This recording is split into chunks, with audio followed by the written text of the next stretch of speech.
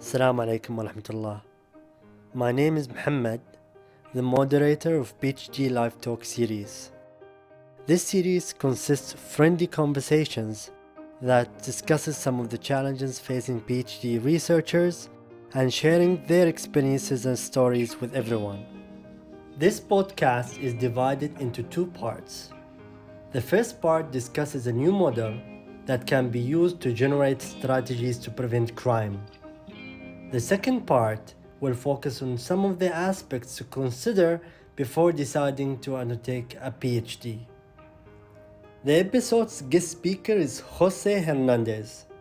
He is a Mexican researcher currently completing his second-year PhD in security and crime science.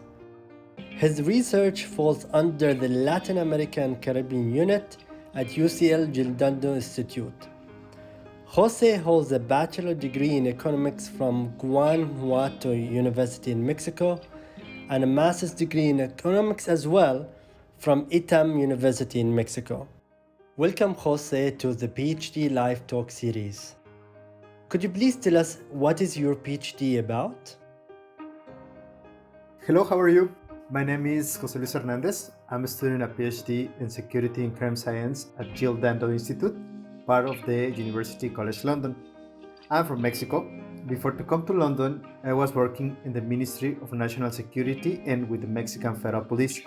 My work was to identify patterns of different crimes around the country and generate recommendations to the Secretary and the Chief of the Police. One of the biggest problems in my country is related with robberies on federal highways, especially cargo theft. Between 2017 and 2018, this crime increased by 90%. As part of our research, we estimate that just 2% of all the segments of these highways concentrate 85% of all the robberies. This crime is focalized in determinate locations and hours. After talking with some of my colleagues and with my current supervisors, I decided to focus my doctoral research in develop an analytical model of geographic intelligence on criminal groups. I call them GIM model. I'm planning to generate a methodology that combines geographical analysis, the identification of the modus operandi, the network of the criminal groups, and it is composed by 4 stages. The first stage of this model is geographical and temporal analysis. This is about the identifications of the places where offenders commit the robberies. It is a description of the place, the time of the day, the dates that the crime occurs. As well is the identification of potential risk factors that facilitates the commission of crimes on those places. I mean, sometimes the crime occurs close to a big city, occurs close to a secondary road, so the identification of these risk factors. The second part of the GI model is about the crime script analysis. In this stage is how the offenders decide their actions before, during, and after the crime commission process. This methodology is analogous at a theatrical script with stages, actions, tools, roles, etc.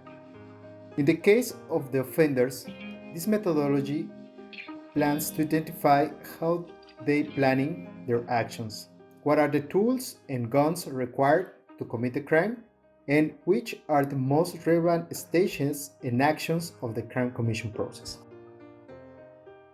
The third stage of the GI model is the network analysis. Here is the composition of their groups and how they are connected with legal and illegal markets. Sometimes it's not just about who's the leader, who's the guy who commit the robbery. Sometimes it's who has the better connections, with who is connected, and how are those connections. So the network analysis is concerned about this. The fourth stage of the model is called geographic profiling. After you have the places where they are acting, how they are acting, and how they are connected, it's possible to identify or at least infer where are the possible strategic locations where members of the criminal groups does business with legal and illegal actors, or even locations where offenders has their security warehouses. At the end, the main goal of this project is to generate a framework of how the offenders decide to act, identify the patterns of where and when they are acting, how they are connected inside the group and with the other relevant actors, and finally, where are their key bases. All of this to offer better opportunities to the security agencies to focalize their resources and to have better chances to dismantle these criminal groups. Jose, do you think it's worth to do a PhD? Starting the PhD is the best decision of my life. It has been an incredible journey, not just about the academic learning, it is about the experience of a lifelong learning journey. The decision of to do or not to do was not easy, especially because I had several years working under high levels of pressure, as well coordinating teams to relevant stakeholders, relevant meetings, and a complex context inside the Mexican security.